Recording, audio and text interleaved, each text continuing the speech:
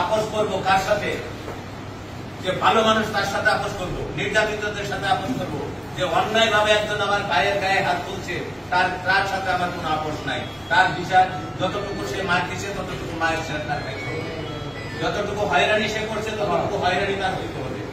হুজুর পাক সাল্লাল্লাহু আলাইহি ওয়াসাল্লামের এটা হাদিসের মধ্যে আছে, যে যতটুকু করবে তাকে ততটুকু উপযুক্ত পরিমাণ শাস্তি আমরা দিব। আর যদি আবার এর পরিশেষে বলছে ক্ষমাই সর্বোচ্চ, যদি ক্ষমার যদি তোমরা যদি করো তাহলে তোমাদের সাথে আমি সাধারণ মানুষের সাথে আছি, আমি তো একজন নেতার সাথে নাই, আমি স্বজন ক্ষেত্রের মধ্যে নাই, কে আমাকে কি করবে কে কি করবে না ভোটের মধ্যে আমি নাই। আমি আমার নির্দেশ আছে যে জনগণের কাছে যাও, তৃণমূলকে সুসংগঠিত করো, তৃণমূলকে সাহায্য করো, তৃণমূলকে আরো শক্তিশালী করো, সুসংগঠিত করো। এটাই হচ্ছে আমাদের কাজ, এটাই হচ্ছে জনাব তারেক রহমান সাহেবের নির্দেশ। এটাই আর নির্দেশটাই আমি বললাম।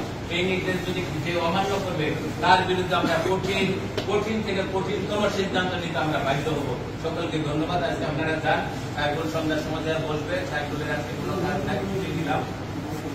পয়সা চাকে ওই নির্ধারণ করবে কোন দর্জন নিয়ে আসলে কোন দর্জন গেলে বা কোন দর্জনের সাথে বসলে হবে।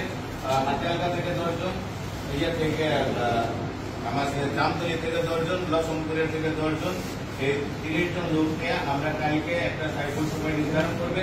এখানে আমরা এখানে বলবো, এখানে জেলা বিএনপি বিভিন্ন থাকবে, অঙ্গ সহযোগী সংগঠনের নেতৃবৃন্দ থাকবে, সদর উপজেলা বিএনপি এবং অঙ্গ সহযোগী সংগঠন লক্ষ্মণপুরের 9টি ইউনিটের যে 9-18 জন আহ্বায়ক এবং যুগ্ম আহ্বায়ক আছে, এবং লক্ষ্মণপুর বিএনপির যে আহ্বায়ক এবং যুগ্ম আহ্বায়ক আছে, এরা সকলেই থাকবে। কালকে একটা আমরা ইনশাল্লাহ একটা মিলন মেলা এখানে আমরা করতে চাই, যাতে আর কোনো দিনের এই ধরনের বিক্ষিপ্ত কোনো ঘটনা না ঘটে। আর সেটা তাই ঘোষণা দিয়ে দিচ্ছে মামলা হামলা, এর মধ্যে যদি কারো কোনো মায়ের খেয়ে থেকে চিকিৎসার জন্য করার দরকার, সেটা জেলা বিএনপির পক্ষ থেকে আমরা করবো। আর যারা যদি কোনো মামলাতে কেউ কোনো টাকা পয়সা খরচ করে থাকে সেটা আমরা ফেরত দেওয়ার ব্যবস্থা করবো। আমরা জেলা বিএনপি সমস্ত দায় দায়িত্ব এই ঘটনাকে কেন্দ্র করে যে সব ক্ষতিগ্রস্ত হয়েছে সেই ক্ষতিপূরণগুলো আমরা দেওয়ার জন্য আমরা চেষ্টা করবো ইনশাল্লাহ। জেলা বিএনপির পক্ষ থেকে যে কারো যদি ধান কেটে নিয়ে গেছে কিংবা আমি এরকম আমার কাছে একটা মেসেজ আছে যে গরু নিয়ে গেছে কিংবা খাট খাইতে ফেলাইছে, বেড়া খাইতে ফেলাইছে, আমরা এগুলি থেকে মাধ্যমে সমস্ত ক্ষতিপূরণ ইনশাল্লাহ জেলা বিএনপির পক্ষ থেকে আমি ইনশাল্লাহ দিয়ে দিব। সকলকে ধন্যবাদ।